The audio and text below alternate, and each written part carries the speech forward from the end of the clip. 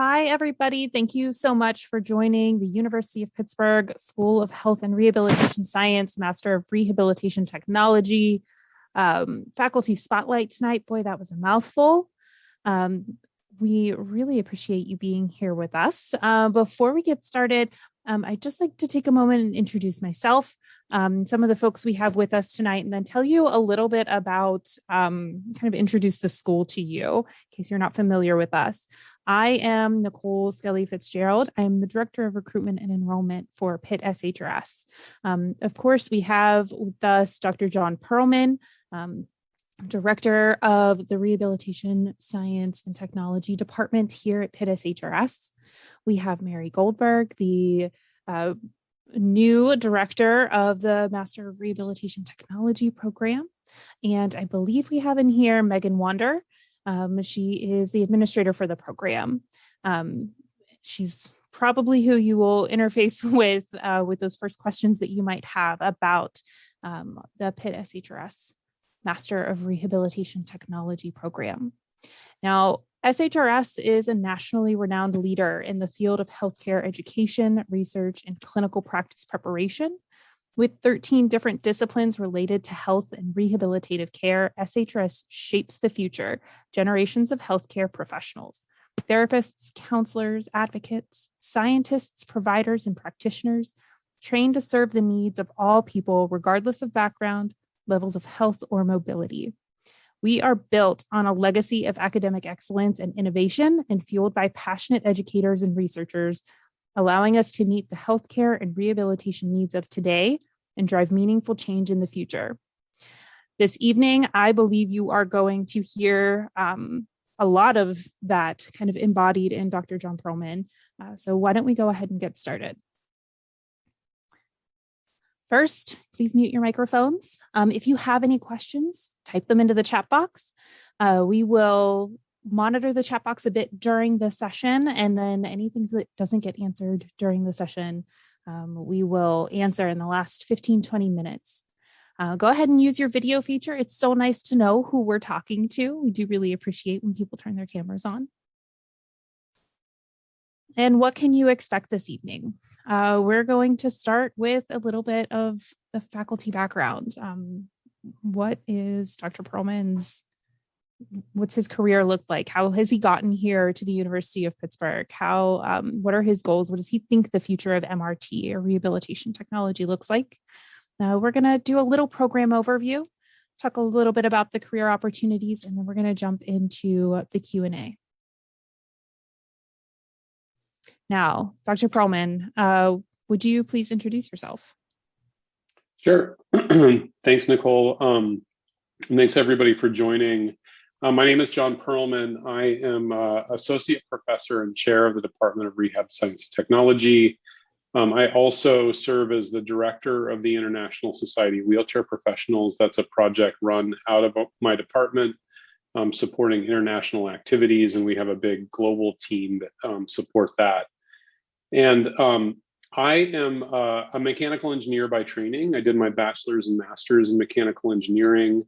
Very traditional, worked in sort of the biomechanics research domain of mechanical engineering, and then was really intrigued to move into the health sciences because what I wanted to do is focus my attention on building technology, developing technology that I knew would have an impact on people with disabilities. And so I moved and did my PhD in the health sciences in the department that I now chair, and have been doing research and teaching and building these international programs and other national programs for now over 15 years.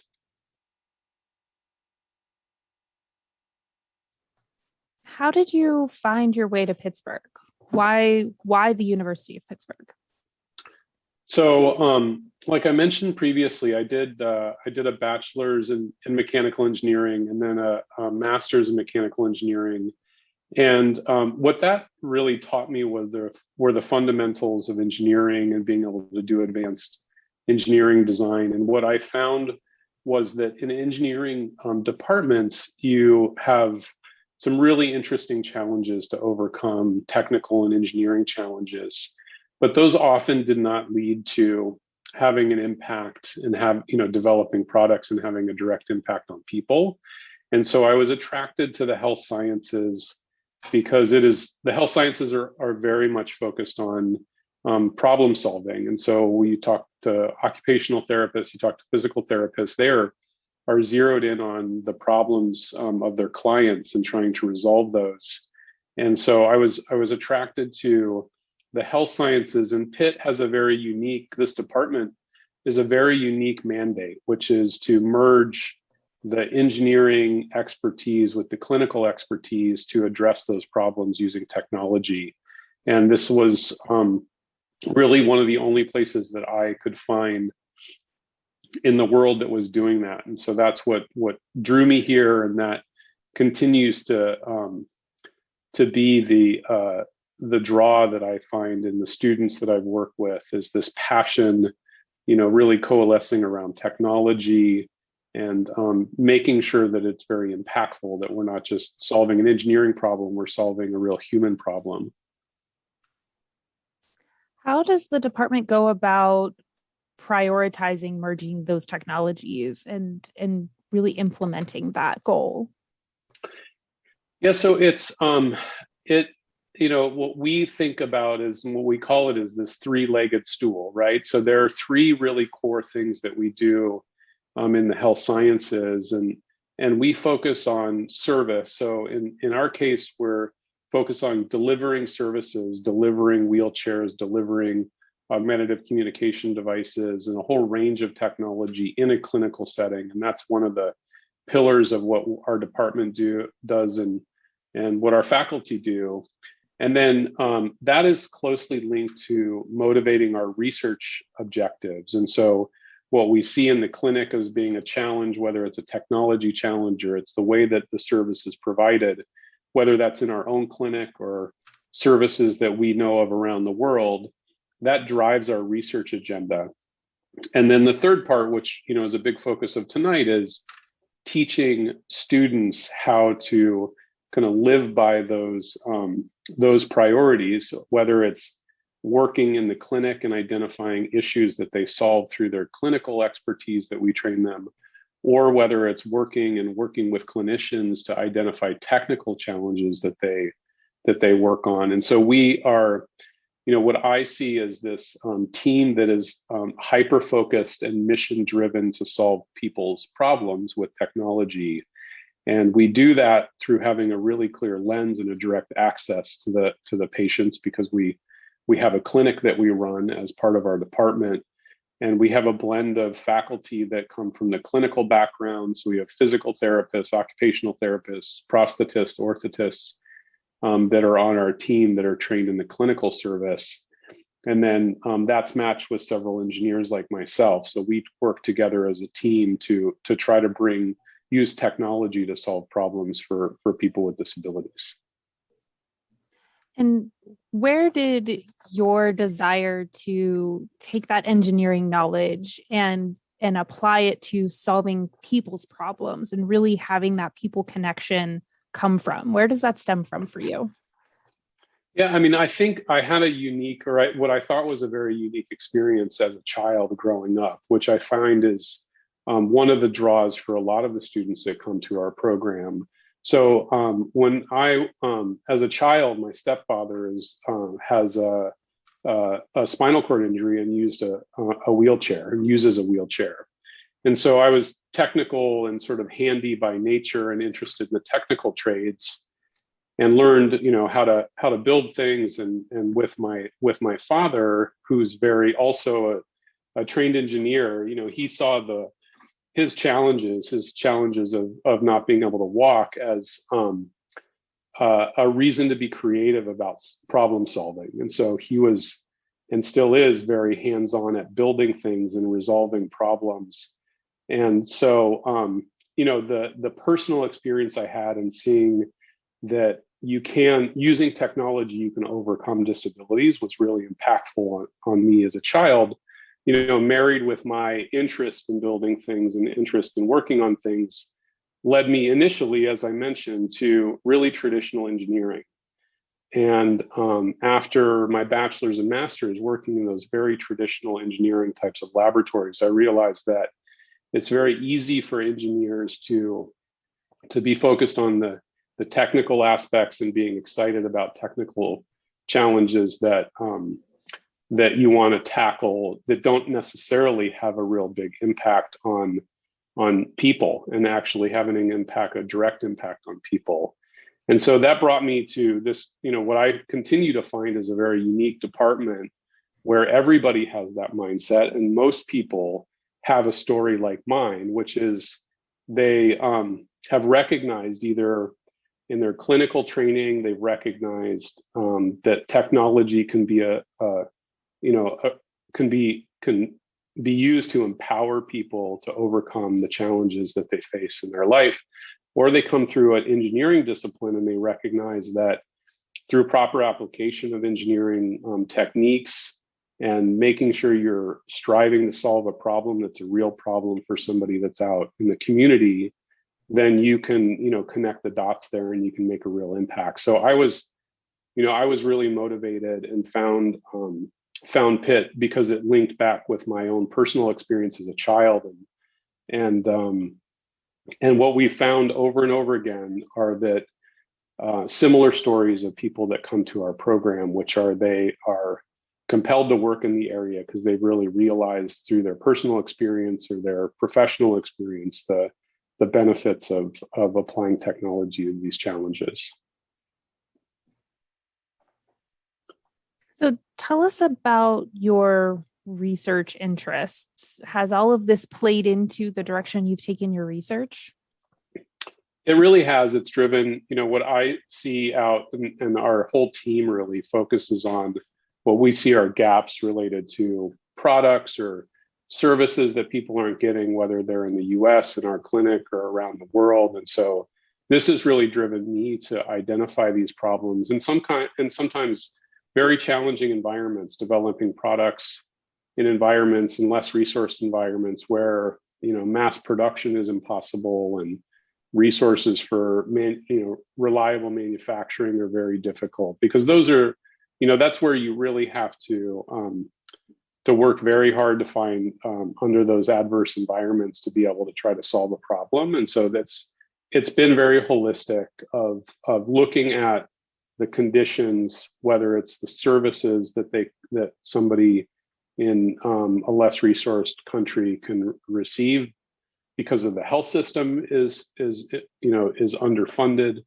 or whether a product is going into a market and there's no regulation and the product just fails very quickly.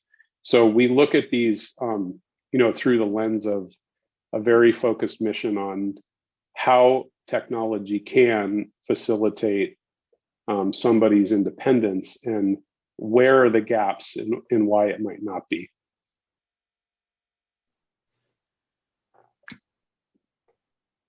Can you tell us a little bit about the International Society of Wheelchair Professionals? Sure. So this is a project that we started about 6 years ago, funded by the U.S. Agency for International Development. And one of the projects that I've really worked on now for closing in on 20 years is really trying to understand where the issues are around the world and how the issues in one country related to a wheelchair user getting a quality product is different from the issues in another country. And so, 6 years ago, we applied for a grant to try to establish standards and essentially standardize. So we know this as product consumers, that you can rely on a particular brand, that no matter where you go, even around the world, you can assume that you're going to get a quality product if you buy a certain brand. And that is not the case with wheelchairs. You can't go in Bangladesh and get the same kinds of service that you can in Norway or that you can in South Africa. And so our motivation to apply for this grant and work on this problem was to build bridges,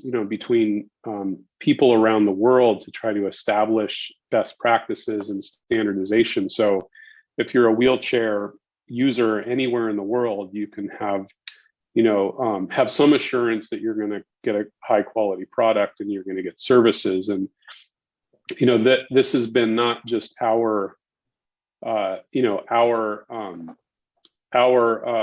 main mission, right? This is building off and trying to support the goals of the UN Conventions on the Rights of People with Disabilities that outlines a lot of what I just said as a right for individuals in any country. And similarly, the World Health Organization has been working very hard to establish these types of mandates globally. And so what we see, or what we saw as a gap and continues to be a gap, is how do you implement that? How do you connect people, from one country to another? And so we've run trainings all over the world, from Puerto Rico to South Africa to Kenya. And we've developed ways to evaluate the quality of services around the world. So you can start, whether you're in Colombia or whether you're in South Africa, you can look at the databases that we have to find somebody who's qualified to provide you a quality wheelchair. And so it's really trying to connect people around the world, and trying to draw a lot of good-natured nonprofits and good-natured folks that want to help people with disabilities, draw them into a community where they can learn about the ways to do it, so it makes the most positive impact possible on that person. And are you seeing that impact? Are you seeing that come to fruition? We are. It's slow, but we are seeing that. We see, when you develop a tool like a test, for instance, to see how much somebody knows about the proper steps to providing a wheelchair, and you start to see that test take off globally and have thousands of people take that, and in hundreds of countries, what you're starting to realize is that people do want to know, and people do want to standardize the quality of their care. So this is not that somebody in Bangladesh or Pakistan or India wants to do it exactly the way that they want to do it. They want to learn how to do it right. They have the similar mission to what we do, which is they want the client, they want the person with a wheelchair user, to get the best quality of service, but they don't know how to do that. And they don't know how to access the training or learn the skills. And so what we've seen is organic uptake of a lot of our tools which is a real indication of not only the impact or the value that, the impact of what our team has done, but also the value it is. And it also brings a community together that's similar to, what I told the story about myself, which is it's a community of people very dedicated to support people with disabilities and wheelchair users. And they want to be better at what they do. And so we've, the world is a very big place and there's an endless number of challenges to overcome, but we've started to see, the global network really form around this project. And we're now in a stage of transferring that project out of the university to start a nonprofit that will continue the type of work. And we have a board of directors that is the who's who of, international rehab, from the occupational therapists and the physical therapy societies, the prosthetic societies, the NGOs that lead the world in delivering quality products, quality wheelchairs around the world, are all signed up to participate and drive that. So I think there's, when you and I think many of you from around the world, different locations, you see a lot of unique challenges to those environments, whether it's the physical environment or access to products or payment for the services. And so the problems there's always a lot more problems than there are solutions. But what we've seen is through this community of people being really connected for a common goal, that we have made a lot of progress, and we've been, strongly endorsed by our board of directors to keep that work moving forward and grow that community, which I think will build the momentum that we really need to help make sure that this end goal of whether you're a wheelchair user, in Dhaka, or whether you're a wheelchair user in Mumbai, you can go to a wheelchair service and you can be confident that you're going to get a high quality product. And so we're still a ways away from that, but we've made a tremendous amount of progress to achieving that goal. So if you don't mind, I'm going to switch gears just a little bit and move into the hybrid Master of Rehabilitation Technology program. Now, over the past year, this program has seen some changes. Could you tell us about those changes and a bit about the program as well? Sure. Yeah. So we've had a master's program in our department for I think around 20 years. And we've trained people that are now leading, companies around the world. They're expert witnesses. They are providing wheelchairs.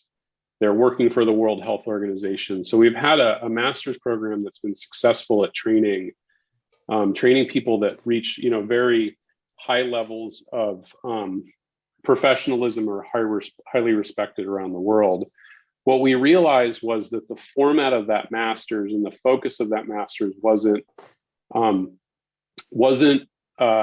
sort of dialed into reaching where the need was the greatest, and where it was a training program that was attractive to somebody that was really streamlined to wanting to provide services directly to wheelchair users. And so after this, 2 decades of experience with our master's program, we retooled it, and we did a couple of things. One was that we shortened it. And so, one of the challenges, of course, is to dedicate 2 years of your life to a master's program. And we were able to find ways to streamline and combine curriculum to move it from a 44-unit master's, which takes around 2 years, down to a 35 unit master's that can be done in 1 year, or if a student wants to add research experience to it, it can be stretched over a longer period of time. So it still can achieve the goals that the previous one did, which had often a lot of research applications and research experience into it. If somebody wants to experience it that way, otherwise it can be shortened to and the standard length now is 1 year. The other thing we did is, what we had noticed is that we have a lot of international students, a lot of students that were moving from unique environments to come to our program. And what we were able to do was take a lot of the curriculum and recognize that could be moved online. And so what previously was a kind of a traditional course where you might watch, go into a classroom for 3 hours a day and then have a lab experience 1 day a week or every other week, we sort of split those up into where the didactic content can be taught online, and then the hands-on experience is done through a more intensive experience in Pittsburgh once per semester, combined with an internship that it can be where somebody lives, or it can be in a different location, or it can be in Pittsburgh, but it's a hands-on, intense clinical internship where you build the skills that we previously were developing in the classroom. And so it's been an evolution. Our timeline has always been to launch this program in fall of 2021, but of course, we all were shocked into making a quick transition during the pandemic. And so we've actually, the model for this training is something that we quickly put together and were able to run in the, starting in fall of last year. And so we've already really run a cohort of students. We had some that were in Pittsburgh, but some that were out of the country, and they were participating. And so that's been the goal, is really to adapt the program to a broader audience and work in ways that would help support students to participate, receive the training without necessarily moving themselves to Pittsburgh. And so we have a lot of students that are, working in the field and working in the rehab field and want to do the master's, and they can now do that, whereas previously they had to quit their job and move to Pittsburgh. And so that's really been the goal and the vision of how the program's going to grow. So what's it like to be a student enrolled full-time in the program? You mentioned they can complete it in 1 year, so 3 semesters. What do you do? What makes it a hybrid program? What are they coming to campus for? Yeah, so most of the time during each of those semesters, you're participating in online courses that are designed to be sort of modular in nature, that you can take a course from different faculty on these different topics, and we'll talk in a couple slides about what those different topics are.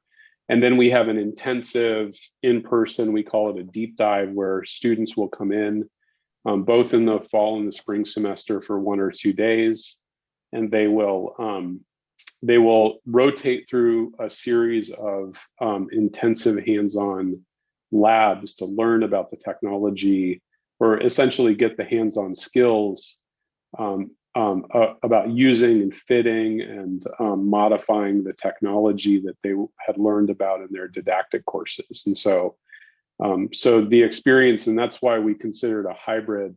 There's also students that will be in Pittsburgh and they can sit in the classroom where the faculty is teaching, or they can participate online from Pittsburgh, and they may be doing research in the department on several, some of our research projects, or they may be working in the community at one of the clinics and doing that. But the kind of traditional, or what we've designed this for specifically, is to attract and provide a training program to individuals that can live at home, they can continue to work in the job that they have, and they can move up sort of professionally into this program and move up the chain in their own profession. And so the 2 semesters have these deep dive in-persons in Pittsburgh. We think in future years we'll be able to, and we have coordinated deep dives outside of Pittsburgh. So as the program grows, we anticipate being able to host these in regions outside of the Pittsburgh area that might be convenient to some of the students that would otherwise have to travel very far. And then in addition to these didactic courses and deep dives, then there's an internship where you have hands-on experience working with people with disabilities and technology, and delivering or designing that technology, or doing research related to that technology, that is also part of the student experience. You mentioned the courses, so let's move over there. How do the experiences of our faculty play into the curriculum of the program? Thanks. That's a good question. And one of the things that we're very proud of in this program is that the instructors that are teaching are deeply engaged in the topics that they're teaching. And so, starting from the top, we have a lot of our courses in this first one, RT 2101, is team taught, and it is a clinician and an engineer that work together to teach about the range of assistive technologies, how somebody would actually evaluate and assess somebody's need, and how to deliver that technology. And so the second course down, I co-teach with my colleague, Mary Goldberg. And so we have these courses that are taught by individuals who are doing research on that topic, and that are deeply engaged in that topic professionally, not only through research, professionally, also through services and through community. And so, the third one down, individual and social experience of disability, we have a series of lectures. The lead instructor is a wheelchair user, and so has a deep understanding and can speak with a lot of personal experience about what it feels like to be somebody with a disability, and then brings in a series of other key speakers who have disabilities and works in that sector. And so, moving down, we have The client-centered rehab and assistive technology design is another area where we have students work directly with people with disabilities, and they develop a technology and deliver that and evaluate it. The clinical applications 2909 is taught by our team that our team that actually delivers wheelchairs in our clinic here in Pittsburgh. And so it the experience for students is that you're learning from somebody who has a really deep knowledge of the topic and is working actively in it. And that's, I think that's a bit unique from other health professions, where in some cases what you'll have are instructors that are adjuncts that know about the topic, but it's a little bit of a side job that they're doing to teach it. And so we strongly, the way that we built the program is, the way that people in the industry live and breathe delivering the technology and designing the technology. And so the instructors that we have that depth of experience. And so, that's something we're very proud of. And we continue to recruit, excellent faculty who are deeply engaged on the clinical side, that if they're going to teach about delivering a device or assessing somebody for a technology or designing a technology, it's because they live it, they breathe it, and they've done it. And so that's the core faculty we have that are delivering the training. Wonderful. It's very exciting. So the question on everybody's mind, how am I going to pay for it? Can you help? Yeah, I think, and we have been working very hard. The university, in fact, and our school have taken the rising cost of education very seriously. And so all of our programs across our school and the university have been working to try to mitigate the cost of education. We don't want that to be a barrier, even though we know that realistically it is a barrier. And so this program, and part of the reason we've re-engineered it into a hybrid program is to help address that. And so the Accelerate Scholarship, which is one of the topics we want to talk about, is something we just launched this year. This is in part trying to focus on not only reducing the expenses for students, but also to really try to amplify our mission, right? Which is to bring in students who are deeply passionate about supporting people with disabilities. And so the Accelerate Scholarship we launched, and what we request are people write a short statement of the types of people that they've helped that are from disadvantaged or underrepresented. They're either individuals who are from underrepresented populations, and so know whether it's you have a disability or otherwise, and you have that experience, or you've worked in the field. And so we have seen a lot of students that have personal experience helping people with disabilities, and so the scholarship is really focused on trying to encourage those types of students to apply.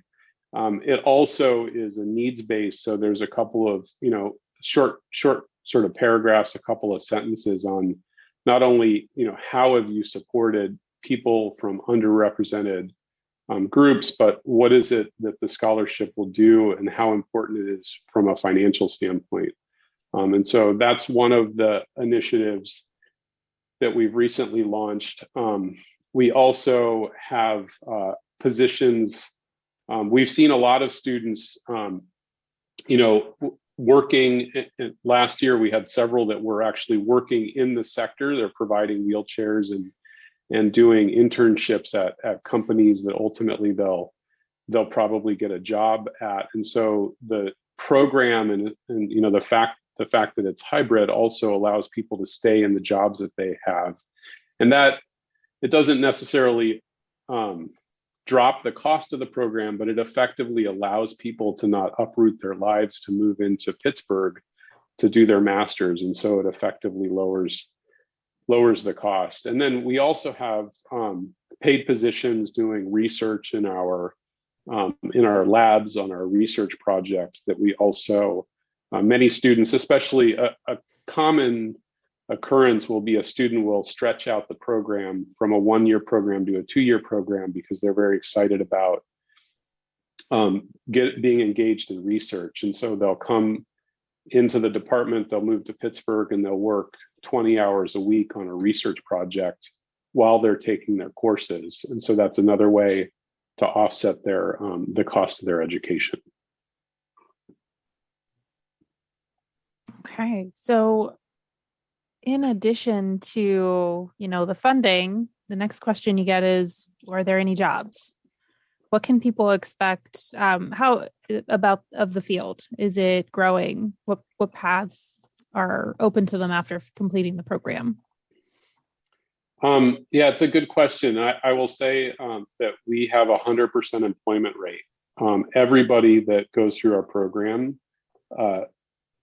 has a job opportunity, and those jobs are not in the, there's certainly several, sort of dozens of alumni will go and work for wheelchair suppliers, what we call in the US durable medical equipment suppliers. So they'll be sort of on the front line delivering these products directly to people with disabilities.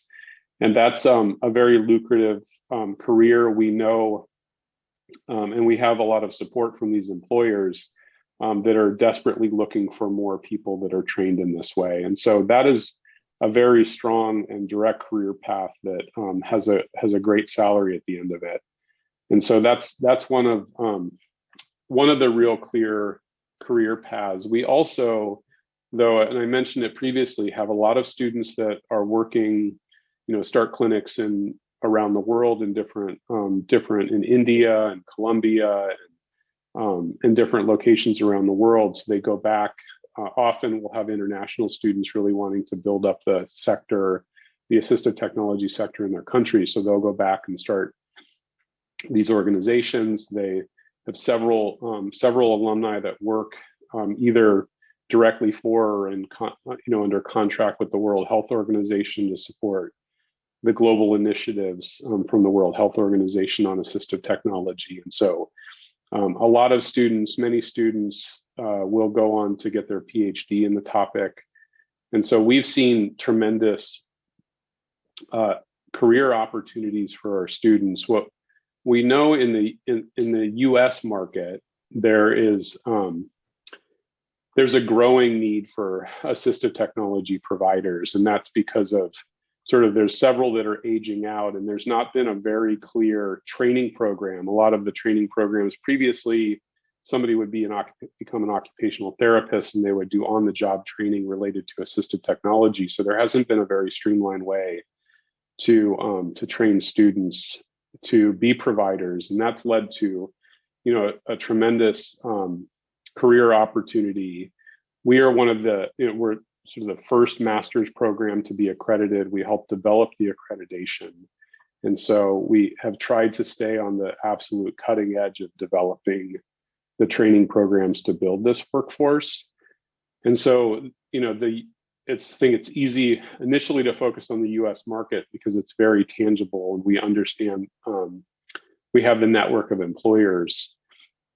Internationally, there's been a similar trend that it's slower to grow, but of course, slow growth internationally still, brings hundreds and hundreds of jobs per year. And what we've seen through the efforts at the World Health Organization is to draw countries to the table to start paying for assistive technology. And when these types of career paths open up and there's no training programs that are established in that country, they start to look outside the country. And so we've seen our students, really get snapped up and work in these regions that they would have never necessarily been looking for a job, but there's a tremendous demand. And so that will snowball over the next 10 years. There's, tenfold, hundredfold increase in the job opportunities in this field as countries start to recognize that assistive technology is critical to independence, and by providing appropriate services and products. What you do is you create, a lot of people that are independent who are otherwise very dependent on others, who are working, they're teaching, they're going to school. And so that, the sort of train has already left the station on that. The world, what's going on internationally and the amount of funds going into the AT sector are, I don't think they're doubling every year, but they're close to, we expect the numbers to go up tremendously, not only in terms of the need for and the numbers of people with disabilities, but also the amount of money flowing into the sector that ultimately needs to be served by professionals.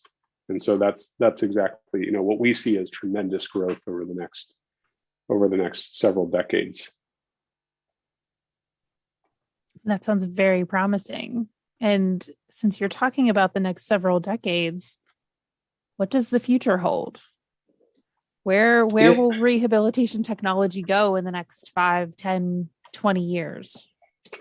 So, and I think that was the sort of, just takes off what I was just saying. What you have are multinational companies that are developing and selling these products, these assistive technologies all around the world. So the products are already there. And as governments start to pay for these products and require services to be provided, then the job market expands exponentially. And so, as a student in this field, you come in still a little bit early in terms of the genesis of the career, but because the companies that are producing the actual assistive devices are already multinational and out there, as those countries start to hire service providers, they start to realize that you can't just, sell a complex rehab device on the internet or just hand them out. Then they'll immediately start to hire trained professionals. And we are, I can count the number of training programs like ours on one hand, right? And I would argue, and obviously I'm a little bit biased here, but we are, the key master's program that are training people at that level. And it's, what I see is that in 10 years, you'll see, a 100-fold increase in the number of job opportunities of trained service providers around the world. And certainly in the US, that we already know that there's an enormous gap. If we were graduating 50 students every year, they would all get jobs even in the US. And so the opportunities, I think, are really are really endless in this career. And this is not unique. What I'm saying is not unique to our field, right? So our school is growing tremendously. So the numbers of physical and occupational therapists that are needed, the numbers of physician's assistants are needed.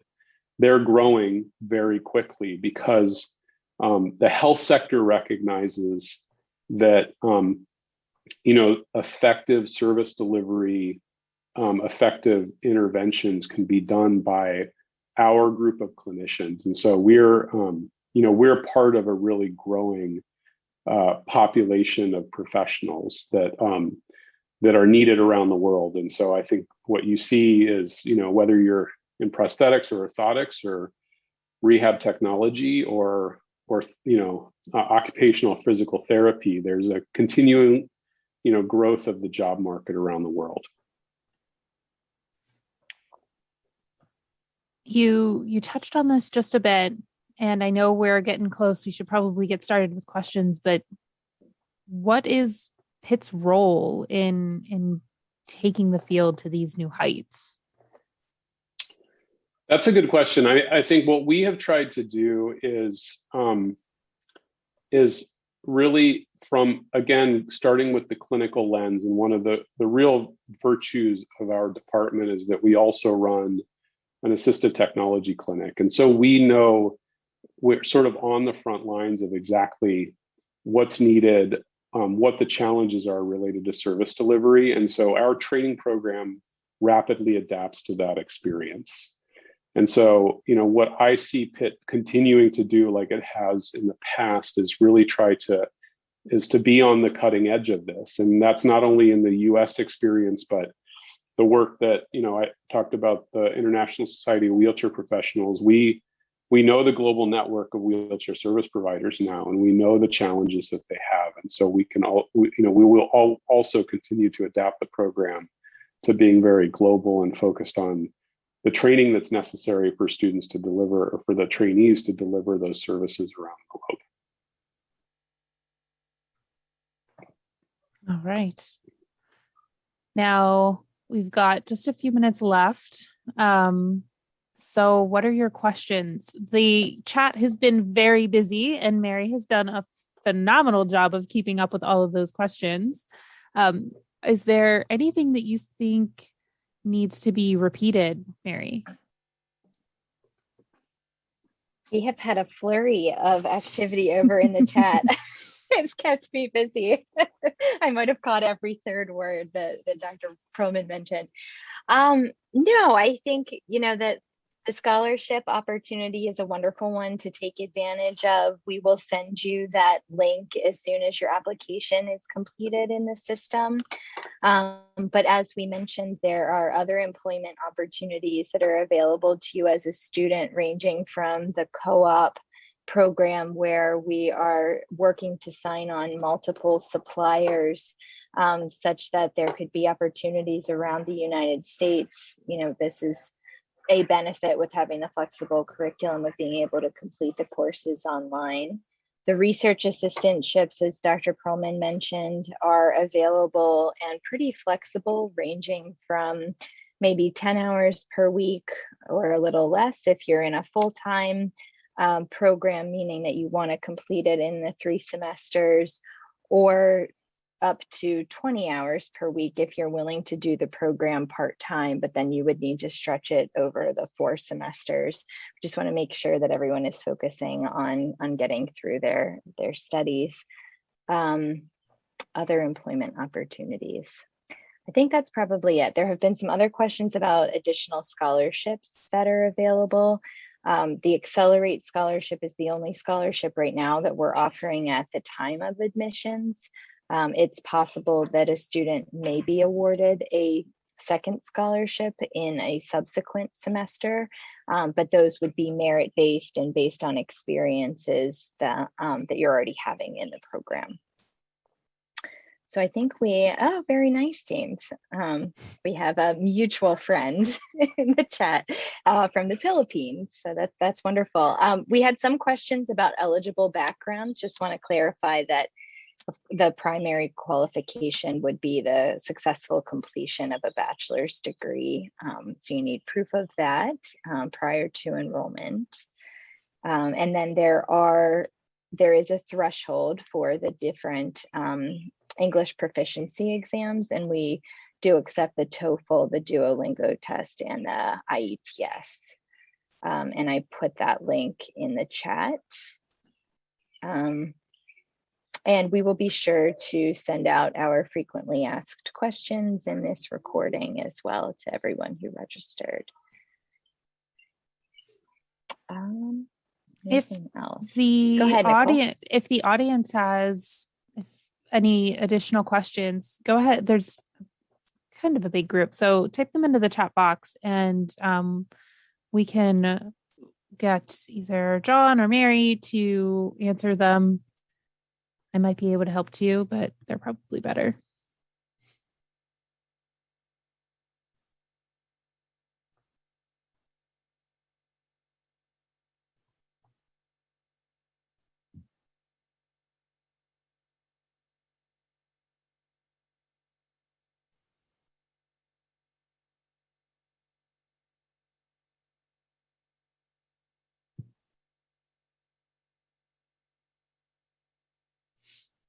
While we're waiting, is there anything additional that you think our guests should know about the program or the field?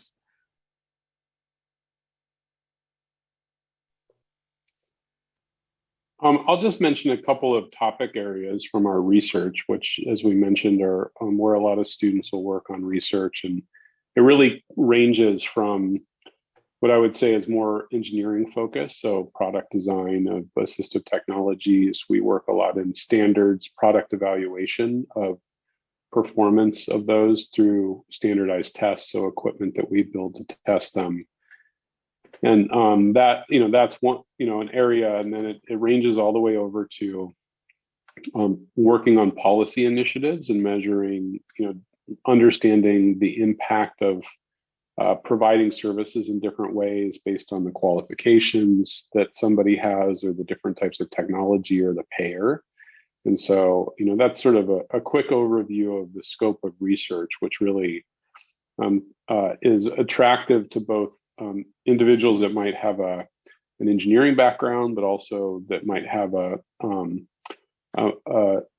background from the clinical sciences or a background from more of the counseling or education background. And so it's a pretty broad range of activities that are going on the research front in the department.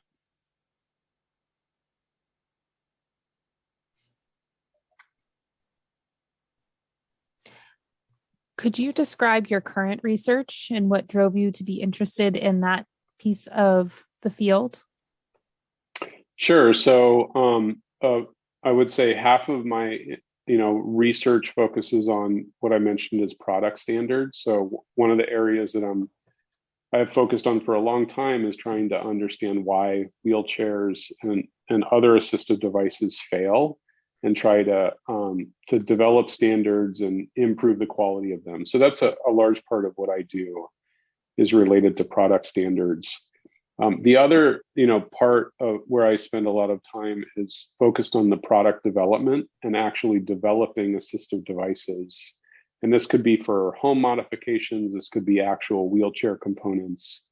And that's a big portion of what I do. It's kind of motivated from my original entry into this field about trying to develop, really improve the quality of assistive devices.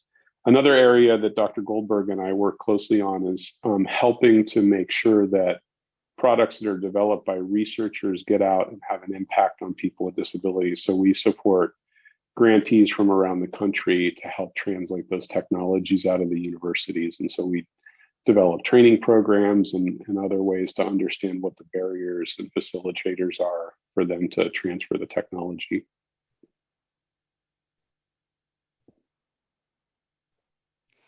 Do you have, since we've got just a couple minutes left and there's no more questions in the chat box yet, do you have a favorite project that you've worked on, something that's really just been exciting or innovating or made a difference?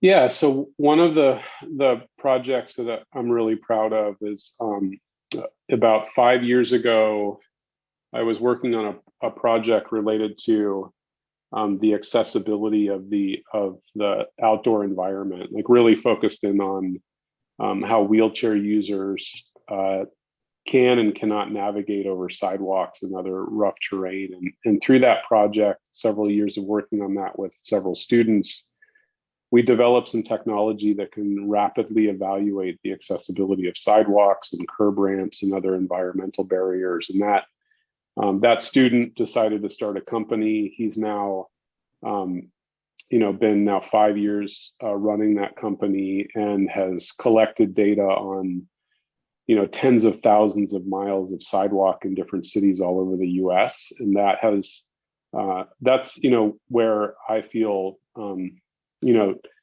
really gratified to see the kind of work that we can do here start to collect that level of data across dozens of cities. And that helps inform those cities, where the real problem areas are in their neighborhoods. And it fixes, they'll go and fix those issues and make the world a little bit more accessible for wheelchair users. And so that's a real, that's one of those examples of where you can see the work in a university have a real impact, and one of the examples of where I'm very proud of the team and the ability to have a broader impact outside the university. Nicole, you had asked before just about any other features of the program, and I wanted to add that one of my favorite ones is just the diversity of the student body, and really that goes across the school and the opportunities to take classes with students from other departments and across the university, really. But we have such a mix of students that have come right out of their undergrad from the US, right out of their undergrad around the world. We know that OT and PT, often the entry level for practicing is after the bachelor's level. So students that come in with their full OT degree already have been such wonderful mentors for the students in the Rehab Tech program that perhaps have not practiced clinically before, for example, to those that are already working as suppliers with the durable medical equipment companies. So much cross-learning across the students and mentorship and lifelong friendships, I think, that have come out of the program too. So we've got an expanding alumni network that we hope to continue to tap into and connect future students to also as they come through the program. There is a question in the chat that John answered, but I think it's worth repeating. We were asked, can a disabled candidate apply to this scholarship? And the answer is a wholehearted yes, absolutely. You are welcome and encouraged to apply. So if that applies to anyone else in the room, by all means, we would be thrilled to have you join us. And I would echo that we've had many students with disabilities in the program, and that I think that is the one of the most key areas that we try to focus on is training people with disabilities in this area, because again, you have the most empathy and understanding of the situation, and whether you work in research or service provision or training, it becomes a critical role as a peer to help build the sector and grow the sector. So you're strongly encouraged, Ahmed, to apply.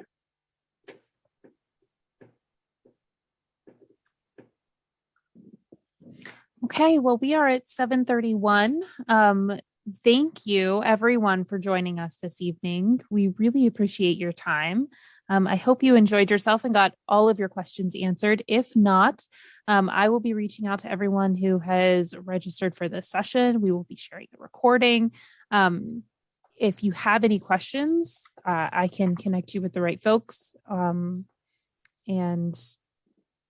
if you've got anyone's email address, phone number, we're happy to chat with any questions you might have. So thank you so much for joining us. Thank you, Dr. Pearlman, Dr. Goldberg, for being with us tonight and helping answer all of these questions. Our pleasure. Thank you, Thanks, Nicole. everyone.